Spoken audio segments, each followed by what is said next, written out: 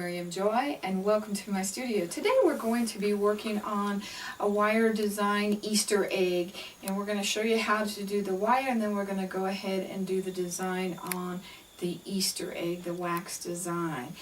And I started out with wire, and I went to Walmart or Dollar Tree. They had these little wires at sale at Walmart, and they had in the floral section at Dollar Tree they had some thicker wire, so you can also use that. You just want to make sure whatever type of wire, and you can pick some at your craft store, bends really easy, that it's not hard to bend, and so you can use that kind. So I'm going to use my wire, and I'm going to do blue. And the first thing I did is I took my egg gourd, and if you weren't into gourds, you could also do this with a plastic egg as well. It would be really easy to do. You would just go ahead and do the holes the exact same way, just by drilling out the ends. Now if you're in a plastic hole or gourd or egg, you could start by putting the hole in with a bead reamer or an ice pick, and then using your drill to drill it out further. And I'm going to unwrap it, and if it needs to be smoothed out, there are these pliers now that have the rubber on the ends of them so that you don't have to get any markings onto your wire at all, and just smooth that out nice and neat.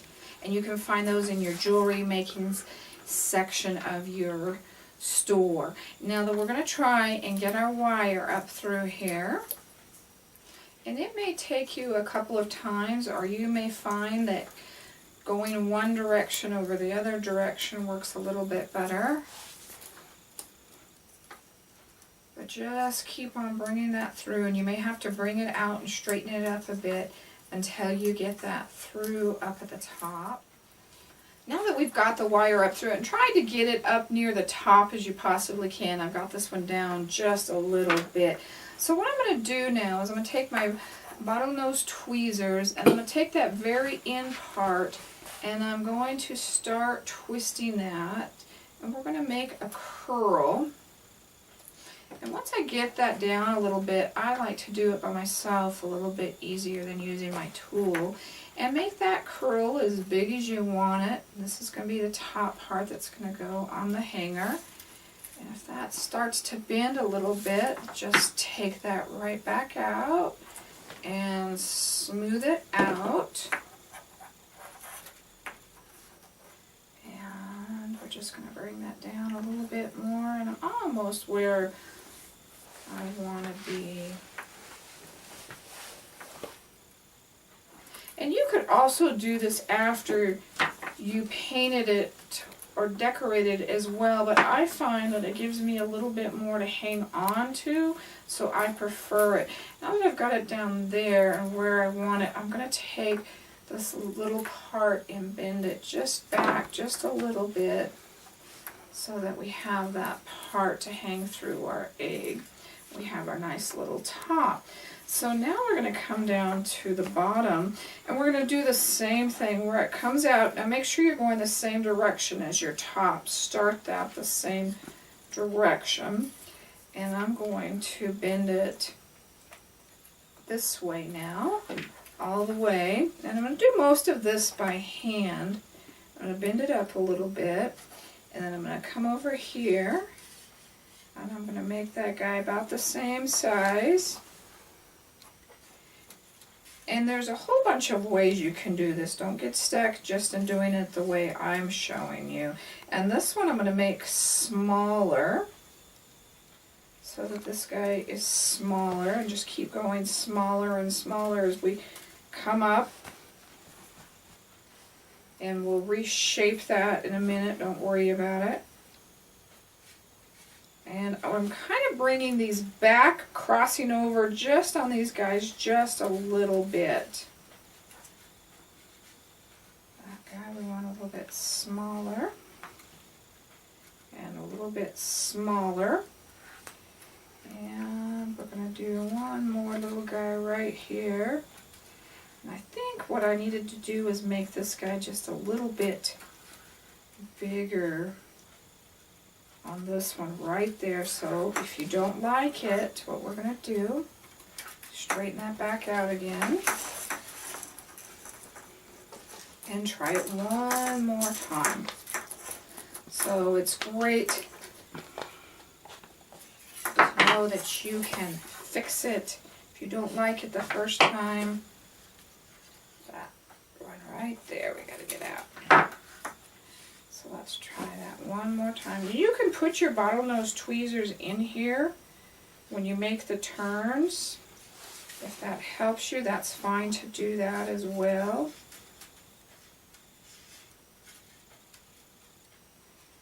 And I'm going to do one more right there, and we're going to finish that off with our little twist at the end, and we're going to put our stone in that. So I am going to go ahead, twist that guy in. Oops, I pulled him back out. We don't like to leave our videos perfect, because if I mess up, chances are you're going to mess up too. And that way you know how to fix it or do it. We all are human. So we've got our nice little guy there. And then we're going to take a stone, and the stone or bead or whatever just needs to be big enough that it fits onto your wire. So you got to keep that into consideration when you're picking out a bead. And I'm just going to turn that first little piece down so that that bead cannot come off. And then I'm going to trim this top little piece here. And we're going to hook it through that little hoop that we just did. And we're just going to make a little hoop so that that bead doesn't come out. And if you can kind of get it into that hole a little bit, you want that more straight up and down.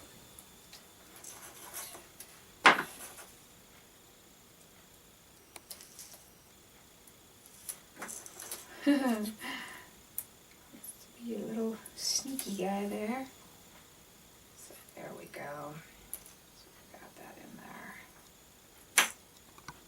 So we've got that all put together, and then we have our nice little stone hanging at the bottom, so that gives it a little added ornament. And then you could put fish line or sinew or whatever you wanted up at the top.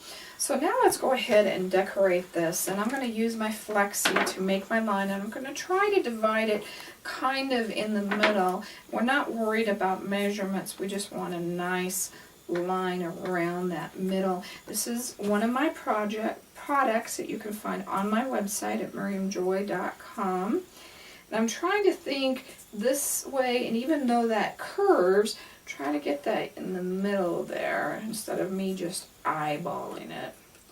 And then just take your white charcoal pencil and mark that all the way around. Now, my wax design is using Crayola crayons, and we're not adding anything into it, we're just melting it. And I'm going to be using my Zero tool. And the first color I'm going to start with is going to be purple and white, with just a little bit added white to it because it gets so dark. And if you've never done my technique, please visit my website at miriamjoy.com and click on the YouTube link, and it will take you to how to do the basics of the wax technique. Now I'm just going to pull these around right over that white line, probably about 1/2 inch long.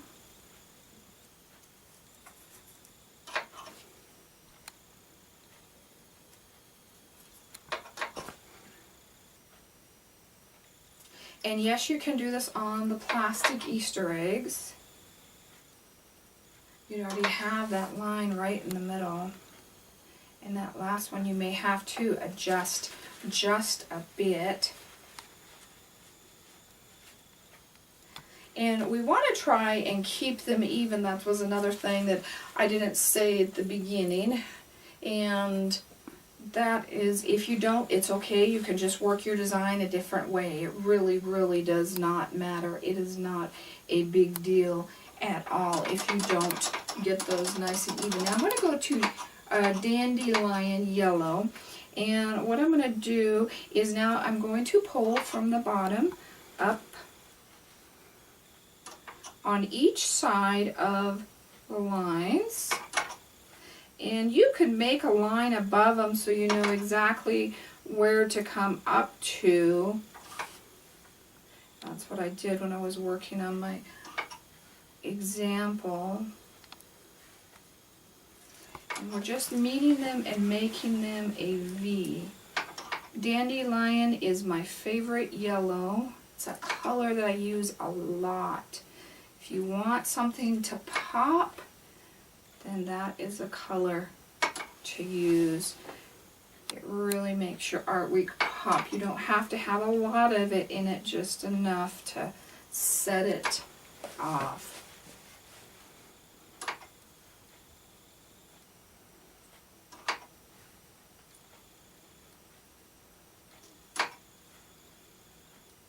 Okay, I'm going to go ahead and flip it over, and I'm going to do the bottom part. We're done with the yellow, and we're going to go ahead and start on the pink. And I'm going to pull the pink down this time from the top. And this is Pink Carnation, and all of the colors that I'm using today are in the box of 24 crayons. And I'm going to go all the way around the top, above the yellow, and then all the way around the other side as well. Now that we've finished with our pink, we're going to come in with our orange, and I'm going to kind of do a little kind of fleur-de-lis. Now on the bottom, you might have room to do every one. On the top, you might not have as much room, and that's why I was talking about keeping them even. So we're doing one down the center, and then we're doing one on each side, and we're taking that down to the bottom of there, and we'll get some nice close-ups for you. All the way down, and on each side. And if you don't have enough room, then just do every other one. Remember, this is just my way I do it. That doesn't mean it's the right way. We also have some Easter egg patterns available for you on miriamjoy.com. So we've got a bunch of different ones, so check those out. A bunch of fun ones. We've got Easter bunnies and Easter baskets and crosses and all kinds of fun things here. And I'm going to see how we fit at the top here. So let's go ahead and get this row done. It dries really, really fast, but keep your fingers out of it for just a few seconds. So we've got our orange on. Now let's see at the top up here if we have room to do every one, or if we need to do every other one.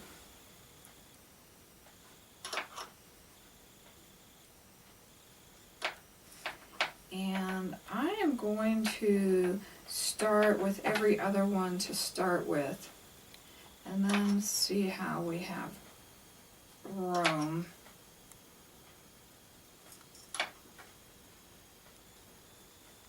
Go nice and slow, take your time.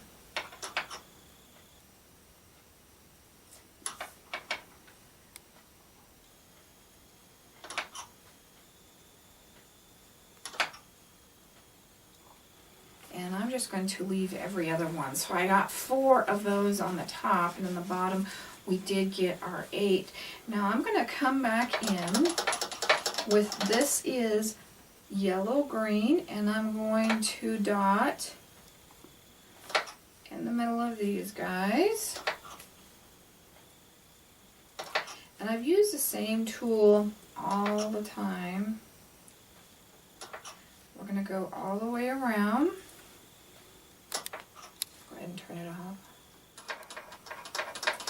Now that we've got our green dots all the way around. We're going to come back in and I'm going to add some more purple. And I'm going to start these up here between the fleur-de-lis. And we're just going to put those in. If there's a little space up at the top, I may go back and add another green dot right at the top just for fun. And then go ahead and let's see how many we want at the bottom. I'm going to do the same thing at the bottom.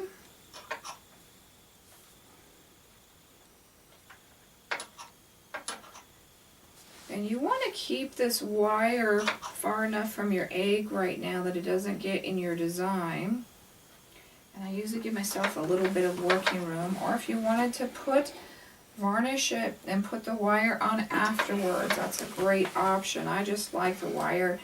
Helps me hold on to my egg just a little bit better. But you want to keep that out of your wax. And we've gone all the way around that guy. So I have him all the way done. Isn't that really cute? Bright, colorful Easter egg. Now, these guys are dry, so you don't have to wait for them to varnish. And on my Easter eggs, especially if you're doing the plastic eggs, we're going to do the 3D crystal lacquer, and I'm going to pull it into a bowl. And I'm going to use my brush, and I'm going to wet my brush, and you guys have seen me talk about this a lot. Completely dry it out as well as you can. The reason we do that so all the varnish doesn't go way up into your brush, makes it last longer, but also keeps it pliable so that you can put it right on. And then I'm just going to reach into that and brush a couple of coats, probably 2 to 3 nice coats on that egg to get it all done. And if you're doing a plastic egg, you want to make sure that you've got at least 3 good, nice heavy coats on that, because there's not as much to adhere to and they're a little bit more slick, so you want to make sure that you have that coated nice and well to keep it on. We do sell this on our site at miriamjoy.com, so jump on over there, see all the little fun things that we have for sale and all the different items that we're always trying to bring in, and we have for you for Easter as well. And that is our little class today. Send me an email at art@miriamjoy.com telling me what you enjoyed about the video, or if you have any questions. Thank you and God bless.